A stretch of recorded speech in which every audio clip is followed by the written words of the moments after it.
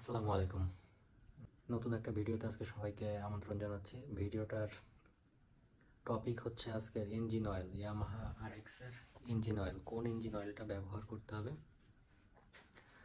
কত কিলোমিটার পর পর ইঞ্জিন অয়েলটা চেঞ্জ করা ভালো বা চেঞ্জ করতেই হবে, এবং কোন ধরনের ইঞ্জিন অয়েল ব্যবহার করতে হবে ইয়ামাহা আরএক্সে।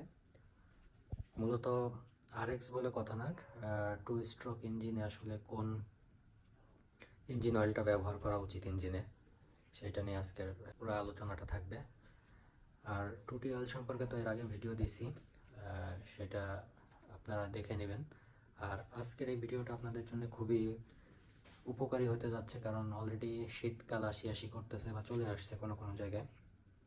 এই সময় আরএক্সিয়ানরা প্রচণ্ড পরিমাণে ভোগান্তির ভিতর পড়ে, এবং তাদের প্রশ্নও থাকে যে কোন ইঞ্জিন অয়েলটা ভালো সার্ভিস দেবে, এবং শীতকালে আর গরমকালে কি ডিফারেন্ট ইঞ্জিন অয়েল ব্যবহার করতে হবে কিনা। কারণ এখনকার মোটর সাইকেলগুলোতে আমরা দেখি যে গ্রেড ভাগ করে দেওয়া থাকে ফোর স্ট্রোক ইঞ্জিনগুলোতে। এর বাইরে গেলে আসলে ইঞ্জিনের পারফরমেন্সে ব্যাঘাত ঘটে। তো চলেন শুরু করা যাক ভিডিওটা। তো প্রথমে আসি হচ্ছে ইয়ামাহা আরএক্স এর ইঞ্জিন অয়েল চেঞ্জিং প্রক্রিয়াটা। ইঞ্জিন অয়েলটা আসলে কত কিলোমিটার পর পর চেঞ্জ করতে হবে বা করা উচিত। ইয়ামাহা আরএক্স এই গাড়িটা দেখতেছেন, এটা কিন্তু আসলে 90-এর দশক, 80-90 দশকের যেসব মোটরসাইকেল আছে সেসব মোটরসাইকেলে মিনারেল ইঞ্জিন অয়েল ব্যবহার করাটা ভালো। আর পাশাপাশি আপনি অন্য ইঞ্জিন অয়েলগুলো ট্রাই করে দেখতে পারেন, তবে আমি প্রেফার করব হচ্ছে সিনথেটিক বা সেমি সিনথেটিক না, এই মোটরসাইকেলগুলোতে মিনারেল ইঞ্জিন অয়েলটা ইউজ করলে আপনি ভালো পারফরমেন্স পাবেন। এবার আসি হচ্ছে আরও ডিটেল কথা বলবো এই ব্যাপারে, কারণ কি সেটারও ব্যাখ্যা দেবো ইনশাল্লাহ। কারণ অনেকের মনে প্রশ্ন থাকে যে আপগ্রেডেড ইঞ্জিন অয়েল কেন ব্যবহার করব না, যেহেতু সব কিছু আপগ্রেড হচ্ছে। তো এই প্রশ্নের উত্তরগুলো দিব ভিডিওতে। তো সবার আগে যে ব্যাপারটা দেখা উচিত সেটা হচ্ছে যে আমরা ইঞ্জিন অয়েলটা কতদিন পর পর বা কত হাজার কিলোমিটার পর পর চেঞ্জ করবো ইয়ামাহা আরএক্সে। তো এটা নিয়ে অনেকের ভিতর ভুল ধারণা থাকে। আমরা সমসাময়িক যেসব মোটর সাইকেল আছে এদের সাথে তাল মিলায়, এবং ইভেন যারা এই সাজেশনগুলো দেয়, যেসব মেকানিক এইসব সাজেশন দেয়, তারা আসলে না জেনে বা খারাপ উদ্দেশ্য হলো না, ব্যবসায়িক উদ্দেশ্যে সাজেশনগুলো দিয়ে থাকে। যেমন সিম্পলি 500, 700, 1000, 1500 এর ভিতর এইসব বিভিন্ন গ্রেডের ইঞ্জিন অয়েল আছে, যেটা কোম্পানি রিকমেন্ড করে দেয় যে এত হাজার কিলোমিটার বা এত 100 কিলোমিটার পরে আপনি ইঞ্জিন অয়েলটা চেঞ্জ করবেন। এই ম্যানুয়াল বাইকগুলা, এই যেটা 80-90 দশকে রিলিজ হয়েছে বা বানানো হয়েছে, এদের পারফরমেন্স নিয়ে কোনো দ্বিমত নাই কারণ আসলে এটা আসলে নো হেটার্স গ্রুপের একটা মোটরসাইকেল। এটারে হেট করে এমন কোনো পাবলিক আমার মনে হয় না আছে। সবাই আসলে এই মোটরসাইকেলটা পছন্দ করে যারা জানে, আর যারা জানে না তাদের ব্যাপারটা আলাদা। তো না জানা খারাপ কিছু না। আর জানা পাবলিক যারা আছে তারা, তাদের হেটার সংখ্যা আমি জিরোর পর্যায়ে ধরবো, মানে কোনো হেটার্সই নাই। তো এই মোটরসাইকেলটার ইঞ্জিন অয়েল চেঞ্জ করতে হবে আপনার। যদি মিনারেল ইঞ্জিন অয়েল ইউজ করেন, মিনারেলটা ইউজ করা উচিত। আমি প্রেফার করব মিনারেলটা, কারণ আমি অনেক ইঞ্জিন অয়েল পার্সোনালি ব্যবহার করে দেখছি, আর কোম্পানি সাজেস্ট করে মিনারেল ইঞ্জিন অয়েল। তো কেন আমি বলতেছি সেটা বলবো, তার আগে বলে নেই যে কত কিলোমিটার পর পর এটার ইঞ্জিন অয়েলটা চেঞ্জ করা উচিত।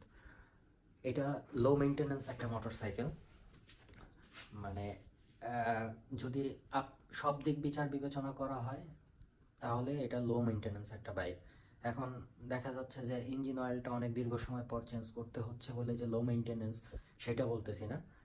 অন্যান্য অনেক কারণ আছে এটার পারফরমেন্স। ইভেন আমার কাছে মনে হয় যে আমাদের এক বন্ধু হচ্ছে এই সুজুকির একটা মোটরসাইকেল ব্যবহার করতো, সামুরাই। আমরা সবাই চালাইতাম ওই গাড়িটা অনেক আগে। তো আমাদের সাথে আর এক ফ্রেন্ড ছিল, সে আর কি বলতো যে ওই যদি বলতো যে মোটরসাইকেলে তেল নাই, তেল ভরতে হবে, তো কইতো যে ফু দিয়া এই গাড়ি চলে। ওই ফ্রেন্ডটা বলতো, মানে যার গাড়ি সে না, আরেকজন বলতো আরে ফু দিলেই চলে, সমস্যা নাই, ট্যাঙ্কিতে ফু দিলেই চলে আর কি, সামুরাই। তো ব্যাপারটা হচ্ছে, এটা লো মেনটেন্যান্সের প্রথম পর্যায়ে যে ব্যাপারটা থাকে সেটা হচ্ছে ইঞ্জিন অয়েল। ইঞ্জিন অয়েলটা আপনারা 3000 থেকে 5000 কিলোমিটার পর পর পাল্টাইলেই হবে যদি মিনারেল ইঞ্জিন অয়েল ইউজ করেন।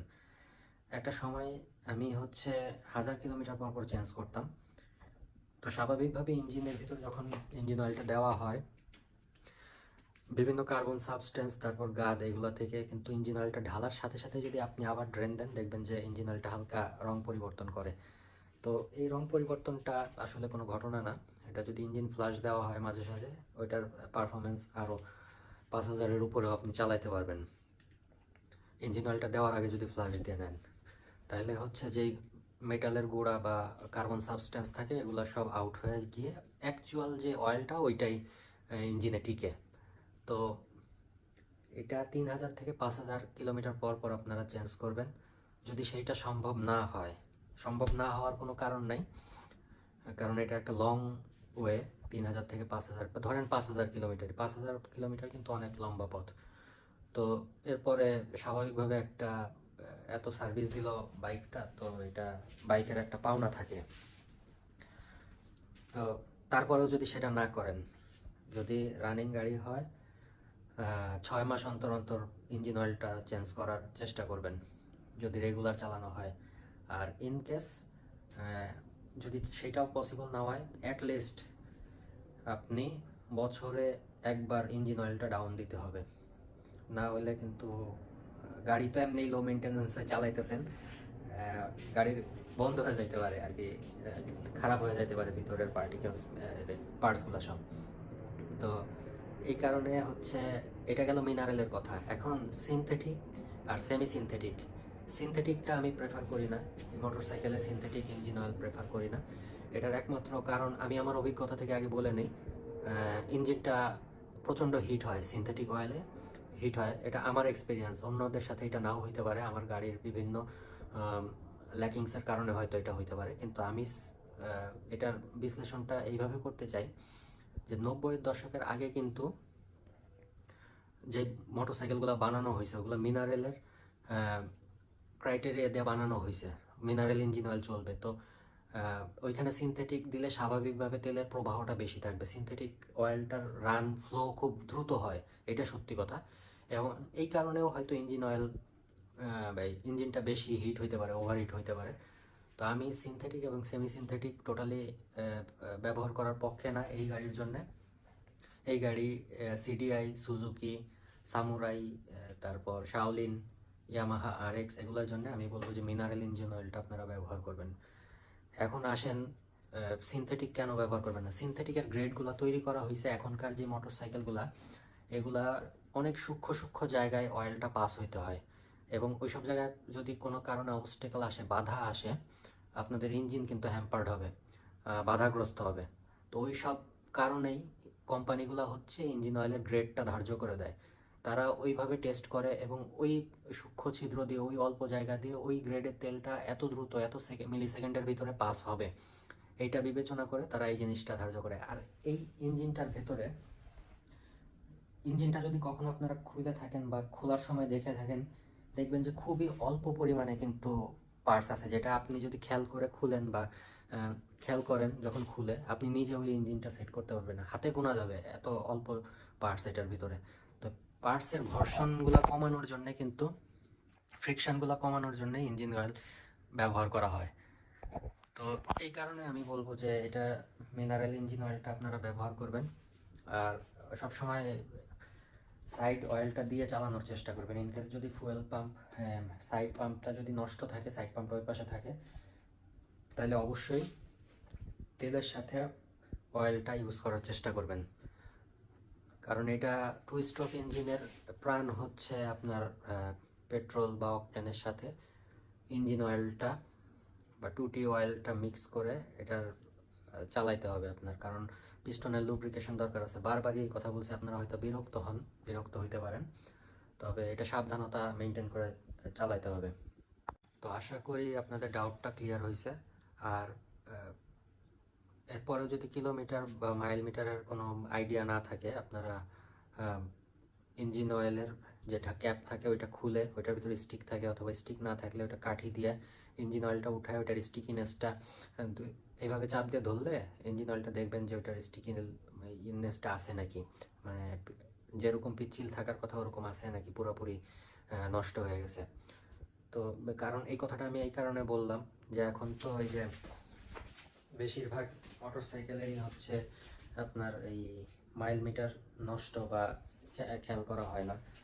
তো এই কারণে আর কি ম্যানুয়ালি এই জিনিসগুলো চেক করতে হবে। তো আশা করি আপনাদের ডাউটটা ক্লিয়ার হয়েছে। সবসময় মনে রাখবেন 3 থেকে 5 হাজার, 3 হাজার যারা চেঞ্জ করবেন তারা সবচেয়ে গুড বয়, আসলে গুড ম্যান। কারণ 3 হাজার মানে অন টাইম, আপনি চালান আর না চালান 3-এর ভিতর যদি 3 থেকে 3.5-এর ভিতর পাল্টায় ফেলেন তাহলে এটা নিয়ে আর কোনো দ্বিধা প্রশ্ন থাকবে না। তো 5 পর্যন্ত চালাইতে পারবেন, 5-6 কোনো ব্যাপার না। অনেকে 10-12 হাজার কিলোমিটার চালায়। আমার একবার চালাইতে চালাইতে চালাইতে চালাইতে ইঞ্জিন অয়েলের সাথে পানি মিক্স হয়ে, মানে বৃষ্টির ভিতরে অনেক চালাইছিলাম, ইঞ্জিন ডুবে যাইতো, ডুবে গেছিলো আর কি। তো পানি ইঞ্জিন অয়েলের সাথে মিক্স হয়ে কেমন হয় আপনারা হয়তো অভিজ্ঞতা থাকলে জানবেন, ওইটা ক্রিমের মতো হয়ে গেছিলো। নারকেল তেল শীতকালে জমলে যেরকম হয়ে যায় না, গ্রিসের মতো হয়ে গেছিলো। পচা গ্রিস আর কি, গ্রিস তো তাও ভালো ইঞ্জিনের জন্য, কিন্তু এটা পচা গ্রিসের মতো হয়ে গেছিলো। মানে ওইটার কোনো পিচ্ছিল ভাবই তো ছিল না, পিছলা ভাবটাও ছিল না, ক্রিমের মতো হয়ে গেছিলো। তারপরেও কিন্তু ইঞ্জিন চলতেছিল, রান করতেছিল ভালোই। তো হঠাৎ একদিন খুইলা দেখার পরে দেখলাম যে এই ঘটনা, পরে বুঝলাম যে এটার সাথে পানি মিক্স হয়ে এরকম হয়ে গেছে। তো আপনারা খেয়াল করবেন, যেহেতু এই জিনিসগুলো ম্যানুয়ালি চেক করতে হয় এই মোটরসাইকেলে। সবসময় মোটরসাইকেলের দোষ দিয়ে লাভ নেই, কারণ আমরা যেহেতু বয়স হয়ে গেছে এই মোটরসাইকেলগুলোর, এগুলো একটু চেকে রাখতে হয়। আর অনেকে এখন মোটরসাইকেল নিয়ে মানে অনেক ভোগান্তির ভিতর পড়ে এই জিনিসগুলো না না জানার কারণে আসলে। আরেকদিন আরেকটা ভিডিও দিব আপনাদের ইলেকট্রিক্যাল সিস্টেম নিয়ে, যদিও আমি এই জিনিসটা একটু কম বুঝি, তবে আমি সুন্দর করে এক্সপ্লেন করার চেষ্টা করবো, এতে আপনাদের অনেকগুলো ডাউট ক্লিয়ার হবে। এই গাড়িতে কিন্তু হেডলাইট আর হর্নের জন্য আপনার মূলত ব্যাটারি আর হাবিজাবি ইউজ করা হয়। বাকি ইঞ্জিনের পাওয়ার ইঞ্জিন নিজেই প্রডিউস করে নেয়। যাই হোক, ওইটা অন্য দিনের আলোচনা, অন্য সময় আলোচনা করবো। আর আপনাদের কোনো ধরনের কোনো কোয়েশ্চেন থাকলে বা জানার থাকলে, যে জিনিসটা জানেন না, কোয়েশ্চেন করতে পারেন। আশা করি আমার ধ্যান জ্ঞানে যদি ব্যাপারগুলো থাকে আমি জানানোর চেষ্টা করবো ইনশাল্লাহ। ভালো থাকবেন সবাই, আর রাইড করবেন সেফলি। ওভার স্পিডে বাইকিং করবেন না, যেখানে দরকার সেইখানে স্পিডিং করবেন। কারণ প্রত্যেকটা রাস্তায় কিন্তু একটা স্পিড কোড থাকে, যেটা স্পিডে যাওয়ার কথা সেখানে যদি আপনি স্লো যান অ্যাক্সিডেন্ট অবধারিত। আবার যেখানে হচ্ছে স্লো যাওয়ার কথা ওইখানেও আপনি যদি স্পিডিং করেন তাহলে খুব খারাপ কিছু ঘটতে পারে। হেলমেট পরবেন, আইন মেনে চলবেন, ইনশাল্লাহ সেফলি রাইড করবেন। তো আল্লাহ হাফেজ, ভালো থাকেন সবাই, হ্যাপি রাইডিং।